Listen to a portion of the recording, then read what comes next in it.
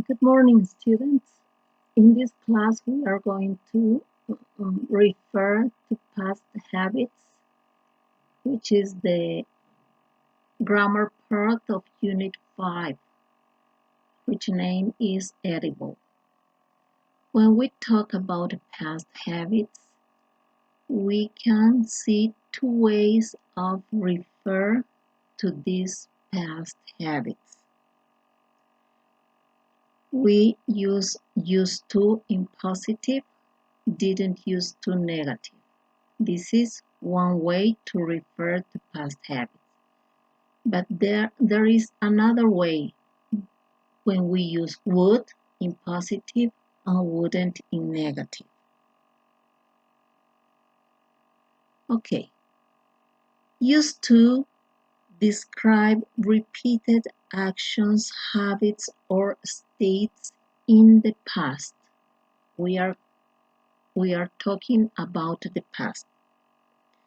These actions or habits don't happen anymore, so don't happen in the present.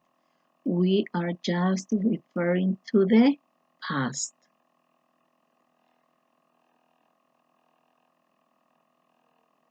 We are going to see the grammatical structure when we use used to.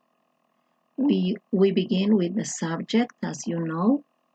It could be I, you, he, she, all the persons that we can use, plus used to in the positive and didn't use to in the negative. You have to be careful when we use the negative, we don't put the to the verb anymore. Okay, this verb use is not with the, as you can see in the positive way. Plus the verb in infinitive. The verb in infinitive means that you have to use the verb in the first line plus an object. We have some examples. I used to play tennis. This is a positive sentence. I used to play tennis. Play is a verb in an infinitive. I didn't used to play tennis. That's the negative. Didn't used to play tennis. Did you used to play tennis is the question. So we put did because did is the auxiliary and we put at the beginning of the sentence.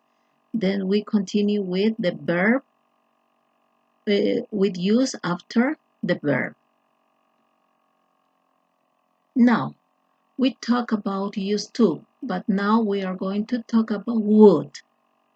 Okay, when we talk about would, we say that we use with repeated actions or habits.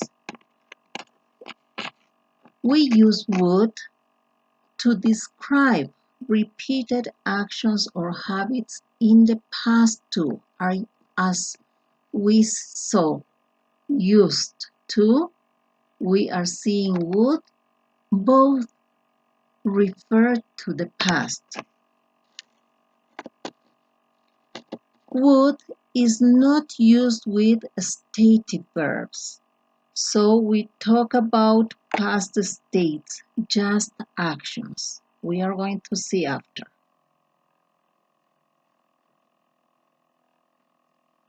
First, we are going to check the grammatical structure. As always, we begin with a subject plus would in positive and wouldn't in negative. After a verb in infinitive, which means that it is the verb in the first line plus an object. Okay, we are going to see some examples. I would run to my office every morning. We are replacing. I is the subject plus would in positive, run the verb in infinitive plus the object to my office every morning. I would run to my office every morning. We, the subject, would ride, the verb in infinitive, our scooters every day. That's the object. We would ride our scooters every day. The third example, I would often run around the park. I, the subject, would often. We are using often, which is an adverb of frequency. We use this adverb of frequency in some cases, so it is correct to use often. Run is the verb in infinitive plus the object around the park. So we say, I would often run around the park. Now, we are going to see what an action verb is. An action verb is the verb that express actions, that express movements. Okay, so they are dynamic verbs. In English, we have a lot of action verbs, but in these pictures, in this picture, I am showing you just these three, which are clap, dance, and listen. These are action verbs. They show movement.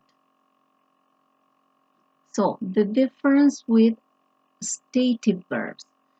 Stative verbs express a state rather than an action. It means that they don't have movement. They could be thoughts, emotions, or feelings, senses, and relationships. Most of all, feelings. When we talk about know, dislike, like, hate, love, all these emotions are stative, that they don't have movement.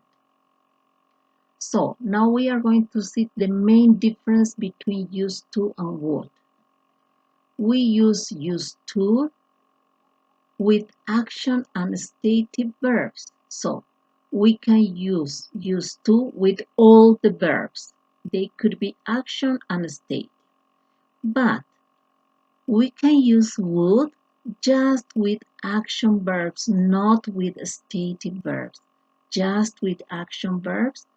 But we can also refer to show an affection or sentimentality.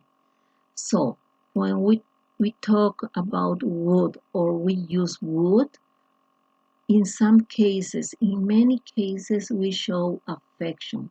We remember things that we would do with a lot of affection. That's the main difference between use and would. Okay, next class that we are going to have in Zoom, we are going to check our doubts or any question that you have. We are going to see next class. Have a nice day and see you.